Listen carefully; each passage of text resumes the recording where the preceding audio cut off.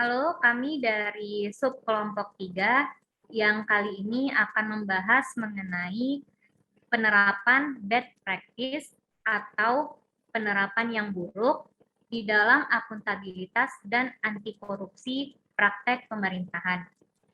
Sub kelompok 3 ini terdiri dari saya sendiri, Febiola, ada Ramadan, dan ada Mario.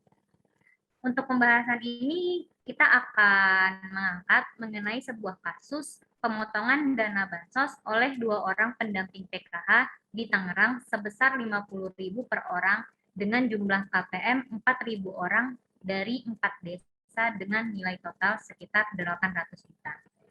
Kali ini kita akan menonton beritanya terlebih dahulu.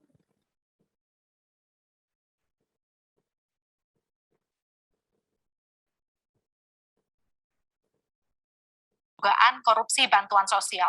Tersangka memotong uang bantuan program Keluarga Harapan atau PKH dengan besaran 50 sampai 100 ribu rupiah per keluarga penerima manfaat, yang totalnya mencapai 800 juta rupiah. Ya, Ibu juga kalau dapat setelah periksa 4.000 keluarga penerima manfaat di 4 desa Kecamatan Tiga Raksa, Kabupaten Tangerang, 2 tersangka diduga memotong bansos pada periode 2018-2019. Kejaksaan Negeri Kabupaten Tangerang menyatakan modus operandi pelaku adalah dengan berdalih mencairkan dana PKH menggunakan kartu ATM keluarga penerima manfaat. Namun ternyata jumlah yang diberikan kepada penerima tidak sesuai dengan yang diambil tersangka. Kejari Kabupaten Tangerang kini mendalami keterlibatan pihak lain di Kecamatan Tiga Raksa karena diduga jumlah dana PKH yang tidak tersalurkan di seluruh kecamatan mencapai 3,5 miliar rupiah. Menteri Sosial menegaskan pendamping sosial sudah mendapatkan gaji sehingga tidak lagi ada alasan bagi tersangka untuk menyalahgunaan dana bantuan. Tidak ada alasan lagi mereka kemudian memotong untuk apapun, karena mereka menerima gaji. Yang ketiga, untuk masyarakat sendiri, sebetulnya semenjak saya menjadi menteri, mulai bulan Januari, itu kita minta daerah membetulkan datanya. Jadi ada kurang lebih 14 juta data, itu yang dibetulkan oleh daerah. Ada yang daerah aktif, ada yang daerah tidak aktif. Ya, baru saja kita saksikan kasus pemotongan dana bansos oleh 2 orang pendamping PKH tersebut. Untuk selanjutnya kita akan masuk ke pembahasan bad practice ini, contoh bad practice ini yang akan dibahas oleh saya, Mario, dan Ramadan. Mungkin dari Mario atau Ramadan ada yang ingin menyampaikan pendapatnya terlebih dahulu. Saya persilahkan. Oke, baik. Dari saya dulu mengenai video yang kita tonton tadi mengenai pelanggaran yaitu pemotongan dana bantuan sebesar 50.000 bahkan sampai 100.000 per orang. Jadi di dalam nilai yang tertera dalam akuntabilitas di situ terdapat ada 2 yang harus dipertanggungjawabkan dalam segi vertikal dan horizontal. Vertikal itu mengenai tentang kita bagaimana mempertanggungjawabkan peranan akuntabilitas kita kepada atasan, pimpinan, ataupun negara. Dan untuk horizontal, di situ kita memberikan pertanggungjawaban kita kepada masyarakat luas mengenai nilai-nilai yang kita terapkan dalam proses akuntabilitas tersebut. Jadi menurut saya mengenai video yang tadi kita tonton itu merupakan pelanggaran yang sangat tidak bisa dimaafkan ya. Karena apa? Karena itu merupakan dana bantuan. Dana bantuan itu ditujukan kepada orang yang tidak mampu atau bisa dibilang miskin, dan itu juga diambil oleh orang-orang yang tidak bertanggung jawab. Apalagi tadi itu oleh pendamping kelompok harapan. Jadi menurut saya ini sangat tidak terpuji perbuatannya dalam proses penyunatan atau pemotongan dana bantuan tersebut. Nah, kemudian memang kelemahan yang terjadi di dalam instansi ataupun di Kementerian Sosial sendiri mengenai data ini memang menjadi momok atau menjadi sebuah masalah yang sudah bertahun-tahun muncul mengenai adanya data yang ganda ataupun data yang tidak update gitu. Jadi seakan-akan ini menjadi ladang atau menjadi tempat orang bisa bermain untuk memainkan peranannya seperti PKH pendamping tersebut. Karena kartu yang ditujukan untuk masyarakat itu bisa dipakai dan diminta digunakan oleh pendamping tersebut. Jadi ini merupakan juga kelemahan dari sistem yang ada. Nah, jadi ketika ada peluang yang ada di dalam sistem itu memunculkan niatan untuk mencuri atau korupsi. Ya, begitu sih yang saya tangkap mengenai video tadi tersebut. Ya, Mbak Yola, saya kembalikan. Ya, terima kasih atas pendapatnya, Mas Mario. Mungkin dari Mas Ramadan ada yang ingin di-sharing? Ya, terima kasih rekan Yola. Menurut saya video tadi atau kasus tadi itu sudah menyalahi nilai akuntabilitas, karena ketika kita lihat dari definisinya saja bahwa dalam video tersebut oknum dari pendamping PKH itu sudah tidak bisa memenuhi tanggung jawab yang menjadi amanahnya. Padahal amanahnya dia adalah bagaimana dia bisa membantu para KPM, membantu para penerima manfaat untuk bisa mendapatkan bansos atau dana bantuan yang lain seperti itu. Tapi justru dia melakukan penyelewengan atau bahkan penggelapan pengambilan uang tersebut untuk dirinya sendiri seperti itu. Dan mungkin benar kata Mario bahwa di situ salah satu dari penyelewengan atau kesalahan dari akuntabilitas horizontal yang dimana dia tidak bisa bertanggung jawab terhadap masyarakat. Jadi akuntabilitas horizontalnya tidak berjalan pada semestinya. Seharusnya dia pendamping PKH bisa nih lebih bertanggung jawab lagi mengelola uang itu, membantu para KPM untuk bisa mendapatkan bantuannya tersebut. Nah, setelah itu selain mungkin dari kita lihat dari segi akuntabilitas, ini juga menyalahi untuk budaya anti korupsi yang dimiliki oleh para ASN atau mungkin di lingkungan ASN seperti itu. Ya, kayak misalkan itu daripada tindak pidana korupsi, ya ada di Undang-Undang Nomor 20 Tahun 2001 untuk tindak pidana korupsi, bahwa salah satunya yang mungkin masuk ke dalam kasus ini adalah terkait penggelapan seperti itu sih, sehingga dia menggelapkan uang yang bukan semestinya dia punya tapi digelapkan untuk kekayaannya dia sendiri. Itu sih yang mungkin harus dirubah dari pendamping PKH itu sendiri. Nah, kurang lebih sih kalau dari saya sih mungkin itu untuk analisanya terkait kasus yang diputarkan video tersebut. Terima kasih. Terima kasih Mas Ramadan. Mungkin dari saya sendiri, saya sedikit menambahkan saja bahwa dari yang disampaikan oleh Mas Ramadan dan Mas Mario, ini memang sebuah tindakan yang menyalahi ketentuan dan selayaknya lah bagaimana akuntabilitas itu berjalan. Bahwa kalau kita tahu akuntabilitas itu pengertiannya adalah kewajiban setiap individu, kelompok, atau institusi untuk memenuhi tanggung jawab yang menjadi amanahnya, yaitu menjamin terwujudnya nilai-nilai publik. Jadi untuk pendamping PKH ini sendiri, mereka sudah memiliki amanah yang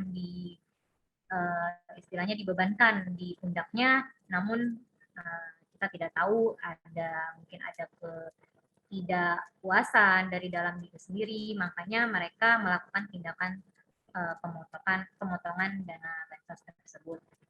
Kemudian mungkin yang disampaikan Mas Mario tadi bahwa ada dua hal yang harus dipertanggungjawabkan dalam praktek akuntabilitas, bahwa kita mempunyai pertanggungjawaban vertikal dan horizontal, vertikal terhadap negara dan yang horizontal terhadap masyarakat sendiri. Itu juga seharusnya lah kita sebagai pelayan publik menerapkannya dengan seharusnya dan tidak menyeleweng dari ketentuan yang ada. Untuk selanjutnya, terhadap teori sadar anti korupsi, bahwa di dalam tindak pidana korupsi itu kan ada beberapa tindakan yang termasuk ke dalam korupsi.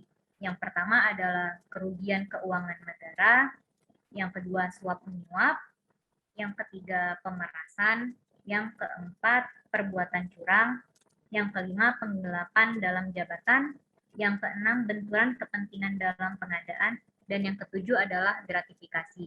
Mungkin dari kasus yang kita bahas ini benar adanya bahwa tindakan ini adalah termasuk ke dalam penggelapan dalam jabatan. Jadi mungkin itu yang bisa saya simpulkan dari kasus ini. Untuk selanjutnya sebagai penutup juga mungkin di sini saya ingin membuka sesi santai aja kali ya untuk kita bertiga, Mas Rama, Mas Mario, dan saya sendiri. Kebetulan tadi saya ada mendengar dari penyampaian Mas Mario, maaf, bahwa ada nih sistem atau tradisi yang salah di dalam instansi kita yang membuat tindakan-tindakan akuntabilitas ini menjadi suatu bentuk bad practice. Mungkin bisa dipaparkan atau di-sharing saja apakah ada pengalaman di sekitar kita yang paling dekat, dan mungkin dapat kita bahaslah solusinya dari diri sendiri, bagaimana agar kita dapat terhindar ataupun dapat membuat praktek bad practice ini setidaknya berkurang lah atau terhindar dari hal itu. Silahkan, boleh di-sharing. Oke, terima kasih Mbak Yola. Iya sih. Jadi menurut saya sih korupsi ini, atau kita bilanglah apa ya? Sebenarnya ini seperti kayak lumpur ya. Jadi kita kayak mau nggak mau kita harus kena atau harus masuk ke dalam lumpur itu gitu. Sistem itu. Kadang memang sistem itu sendiri yang mengharuskan kita atau menarik kita untuk mengikuti gitu. Memang di sini yang paling penting adalah integritas kita ya sebagai ASN, sebagai pelayan publik. Bagaimana kita mempertanggungjawabkan bukan hanya kepada manusia tapi juga kepada Tuhan mengenai korupsi tadi. Karena ya yang paling dekat yang pernah saya alami juga, yaitu pernah sih suatu masalah mengenai pelanggaran tadi juga, ya tidak jauh-jauh saya punya rekanan juga, teman gitu, dan abang senior lah kita bisa bilang, yang berkecimpung di dalam dunia itu PKH. Ya ada juga kita lihat kelemahan-kelemahan dari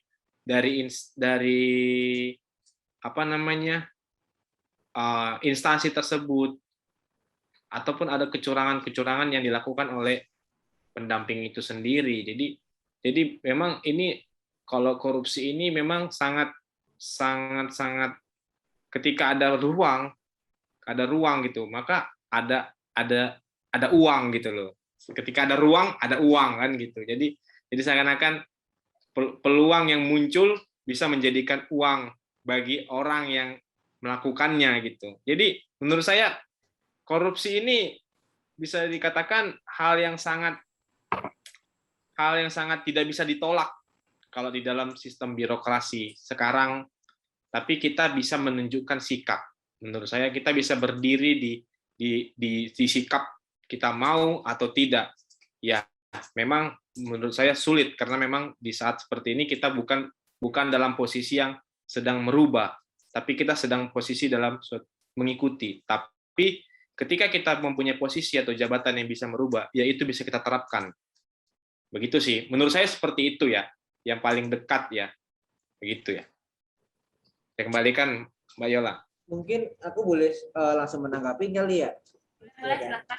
Ya, jadi sebenarnya kalau misalkan itu dilihat dari apa yang dikatakan oleh rekan Mario, ini adalah yang silakan adalah sistemnya, ya kan. Tapi apakah tidak bisa kemudian ketika emang sistemnya bobrok, tapi ketika emang manusianya atau orangnya itu sudah memiliki mental yang baik atau sudah memiliki istilahnya apa ya, nilai-nilai dasar anti korupsi, itu sebenarnya juga sudah bisa menjadi solusi juga atas permasalahan ini sebenarnya. Jadi ya ketika ya kayak ayam dan telur kali ya. Jadi ya apakah yang salah si sistem atau yang salah si orangnya? Nah itu dia sih. Mungkin ini bisa menjadi bahan diskusi sih. Kira-kira sebenarnya hal yang harus diperbaiki mana dulu nih? Sistem dulu atau orang dulu? Kayak gitu. Itu sih tanggapan saya. Ya, aku langsung menanggapi ya. Karena menurut saya ini diskusi yang paling menarik ya, yang pernah ada di muka bumi ini. Jadi kalau dibilang mana yang salah, sistem atau orangnya, ya kembali lagi sih sebenarnya itu orangnya. Tapi ketika kita bilang orangnya sudah memang berdiri, misalnya mempunyai nilai-nilai yang ditumbuhkan dari kecil, sudah mempunyai pelatihan-pelatihan bagaimana anti korupsi, sudah mengenal bagaimana korupsi itu sendiri bisa menggerogoti masa depannya, kita bilang seperti itu. Tapi kita bicara tadi, yang gue bilang tadi, kalau kita di posisi yang memang sistem ataupun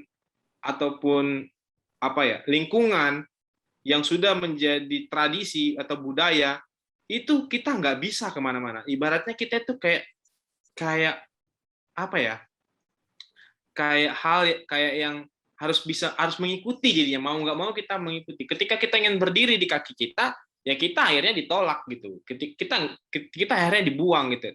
Nah itu siap atau tidak, memang itu yang jadi konsekuensinya itu. Nah, Tapi kalau jadi pertanyaannya siap atau tidak berarti kan?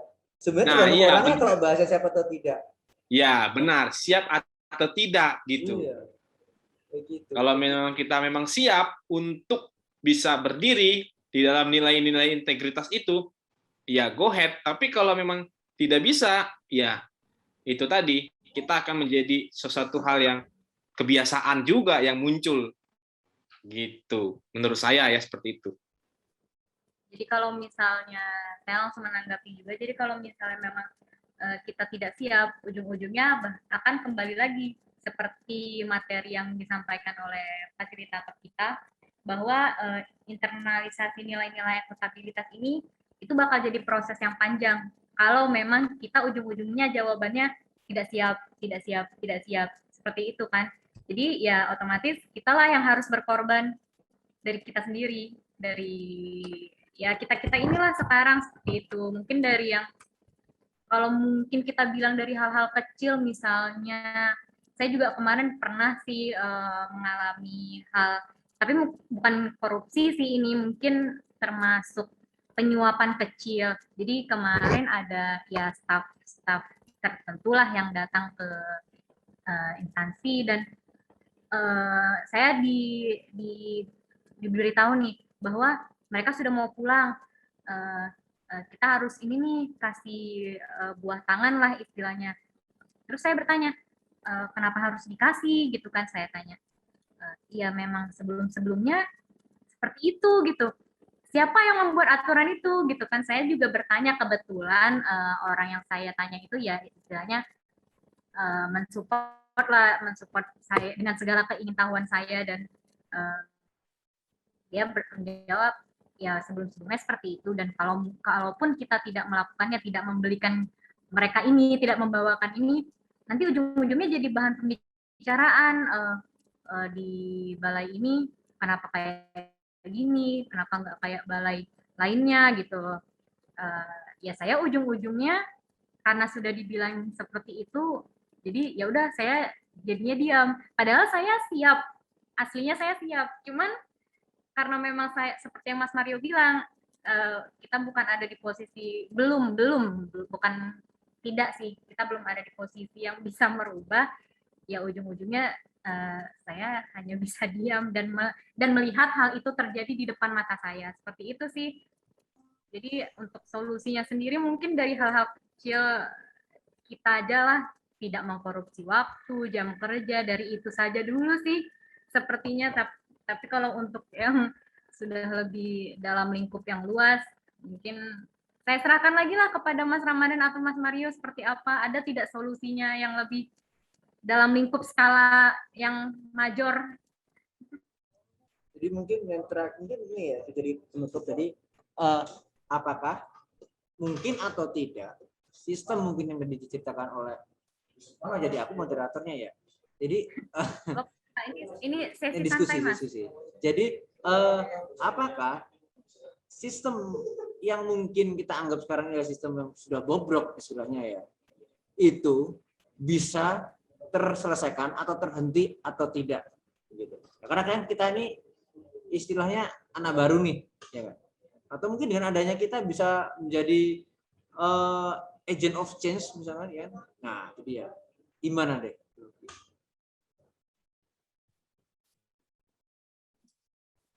Kalau aku menanggapi ya, kayak yang kemarin yang tadi juga aku udah bilang waktu kita sama Pak Tres itu, ibaratnya ini kayak kita tuh korupsi itu ibaratnya suatu hal yang kondisi yang kita itu lapar gitu. Jadi mau nggak mau kita harus makan kan gitu. Jadi ketika kita diberikan makan dengan rasa yang mungkin kita bilang sudah cukup gitu, maka nilai-nilai korupsi itu juga pasti akan menurun gitu.